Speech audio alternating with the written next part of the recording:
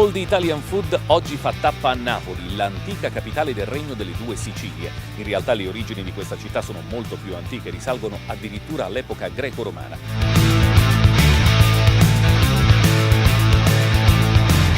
Poi da queste parti si sono succedute tantissime, veramente tantissime dominazioni, i greci, i romani, gli spagnoli e poi naturalmente gli arabi, e ci sono stati addirittura i francesi e i normanni. Tutto questo putpurri di dominazioni ha dato vita ad una cucina assolutamente variegata, alla base della quale ci sono ingredienti genuini, ma che però hanno avuto la contaminazione della grande fantasia dei napoletani.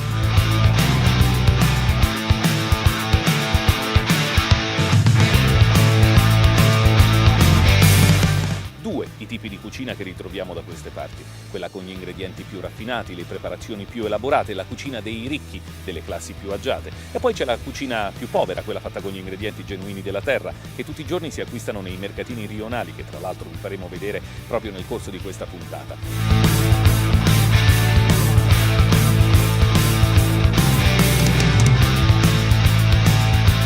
Sono alla base della cucina tradizionale partenopea, quella che si consuma tutti i giorni nelle trattorie di questa città, e ovviamente alla base di questi piatti straordinari c'è una tradizione particolare, quella che i napoletani ci hanno confidato, quella che hanno confidato alle nostre telecamere. Anzi, venite con noi, facciamo un viaggio e chiediamo a loro qual è il piatto principale, più gustoso, più tradizionale della cucina napoletana. Dai ragazzi, vai!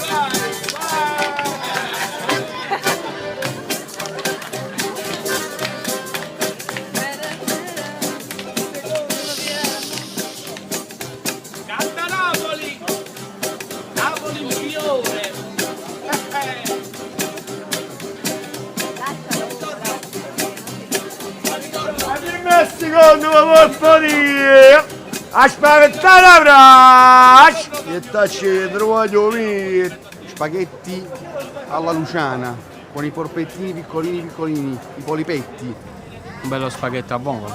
spolvecarielli alla maruzzara e alici imbottite con non provola secca del giorno prima, impanare le due alici attaccate con la provola al centro, con pane grattugiato e friggere. Ah, un bello paccarone, un bello pacchero fatto a raù, bello saporito con poche prove la ritta, vai in porto, vai! È un bello pulla cacciatore, la dolce mia signora si mangiò. Calà fritto, un po' che fede che cascia pollo, la canna pezzaiola, pasta e fagioli, spolichini. Fagioli che cozzico, spaghetti che cozzica. Spaghetti al pomodorino fresco. E scarola di fagioli. Aspito, quella è una cosa speciale. Genovese. E cozziche vermicelle. Una bella genovese. Dragù. Ah, pasta e fagioli, pasta e ceci. Una bella pasta e fagioli con la pasta mischiata. A pasto fungo, un browser, c'è tanta cosa mangiante. Melenzane a funghetto, melenzane a scarpone, melenzane a pollastella. Spaghetti al pomodoro fresco. Gnocchi a ragù. E puppetelle, la tracciulella, con salsiccia. Non si mette, ma prima si mette. Che ora che ci sto? Quando hai voglia, ore. E la fa panna, voglia la coppa tanto bella, pappuliate. E padre da minaccia, e mamma da s'arraccia. Da mangiacina cava si fumetta, guardate di sospecchia, come fare il toreador, come fanno a Santa Fe, come fanno ad Hollywood, e a cosa scuso i Linus, La pizza, i vermicelli a vongole, Le mulignane a scarpù. la mozzarella in carrozzella. Margherita, pizza margherita. We just was in Da Michele pizza. So Da Michele. Da Michele. Yes. Zuppa di cozza. Ok? Ci sta zuppe pesce, che c'è noi? Quello che può, quello ci sta zuppe cozzolo. Amba di cozzolo. E fa sulla maruzzara. E che ci sta, una cosa più bella che si fa.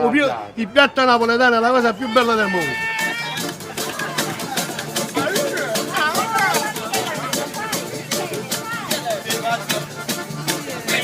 Smój człowiek, melancholia po prostu.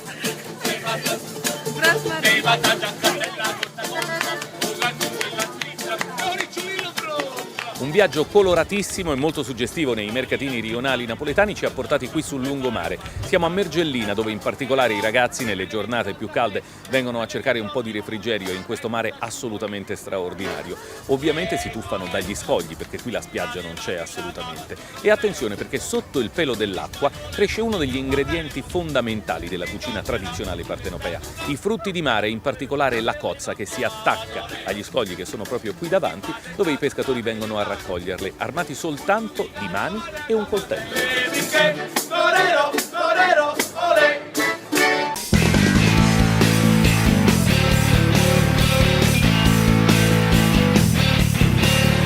Affronteremo presto altri viaggi nelle tradizioni del nostro paese e lo faremo insieme a voi su Old Italian Food.